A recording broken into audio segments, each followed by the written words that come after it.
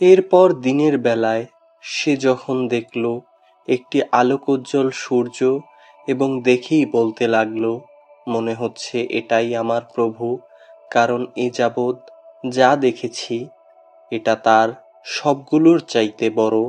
সন্ধ্যা ঘনিয়ে এলে তাও যখন ডুবে গেল, তখন ইব্রাহিম নতুন বিশ্বাসে বলীয়ান হয়ে নিজের জাতিকে ডেকে বলল, হে আমার জাতির লোকেরা, তোমরা যে সব কিছুকে আল্লাহ পাকের সঙ্গে অংশীদার বানাও, আমি তা থেকে সম্পূর্ণ মুক্ত।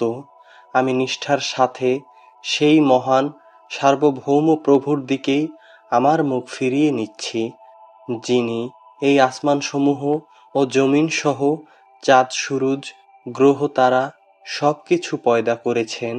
আমি এখন আর মুশরিকদের দলভুক্ত নই। এরপরই তার সম্প্রদায়ের লোকেরা তার সাথে আল্লাহ পাকের ব্যাপারে বিতর্ক শুরু করে দিল। উত্তরে সে বলল, তোমরা কি আমার সাথে স্বয়ংকুল মাকলুকাতের প্রভু আল্লাহ পাকের ব্যাপারে তর্ক করছো, অথচ তিনি আমাকে সঠিক পথের দিশা দিয়েছেন। আমি এখন আর তোমাদের প্রভুকে ভয় পাই না, যাদের তোমরা আল্লাহ পাকের কাজে অংশীদার মনে করো।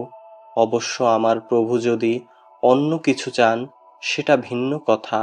আমার প্রভুর জ্ঞান সব কিছুর ওপর পরিব্যাপ্ত।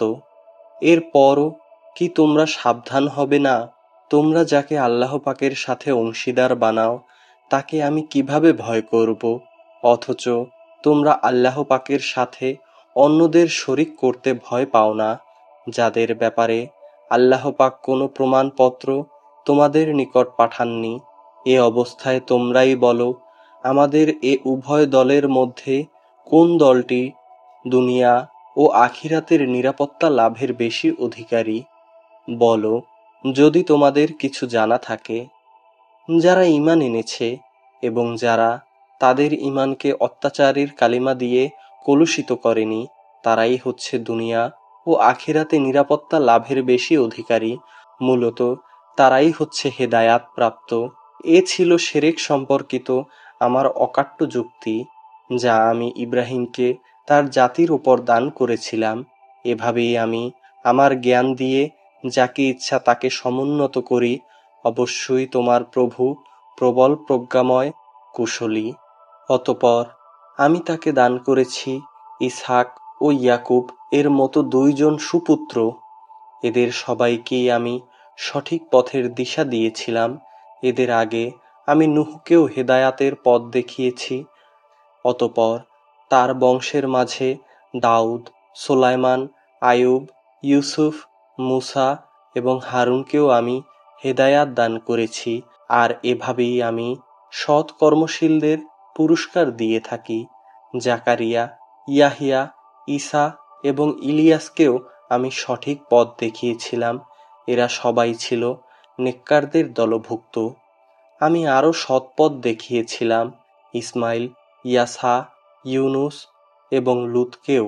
এদের সবাইকেই আমি নবুয়াত দিয়ে সৃষ্টিকুলের ওপর বিশেষ সম্মান দান করেছিলাম। এদের পূর্বপুরুষ এবং পরবর্তী বংশধর ও এদের ভাই বন্ধুদেরও আমি নানাভাবে পুরস্কৃত করেছিলাম। আমি এদেরকে বাছাই করে নিয়েছিলাম এবং আমি এদের সবাইকে সরল পথে পরিচালিত করেছিলাম। এ হচ্ছে মহান আল্লাহর হেদায়াত নিজ বান্দাদের মাঝে। যাকে চান তিনি তাকেই এ হেদায়াত দান করেন। কিন্তু তারা যদি শিরক করত, তাহলে তাদের সমস্ত কর্ম অবশ্যই নিষ্ফল হয়ে যেত।